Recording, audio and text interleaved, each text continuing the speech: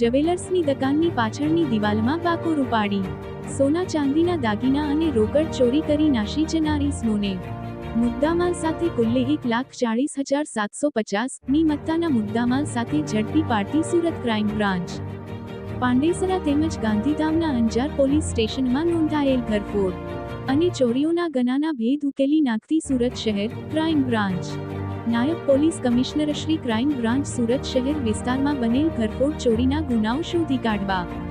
આપેલ આદેશ અનુસાર પોલીસ ઇન્સ્પેક્ટર શ્રી DCBના શાખા હેઠળ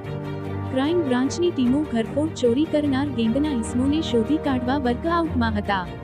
તે દરમિયાન એન્ટી એક્સટોર્શન ટીમના પોલીસ માણસોને મળેલ બાતમીના આધારે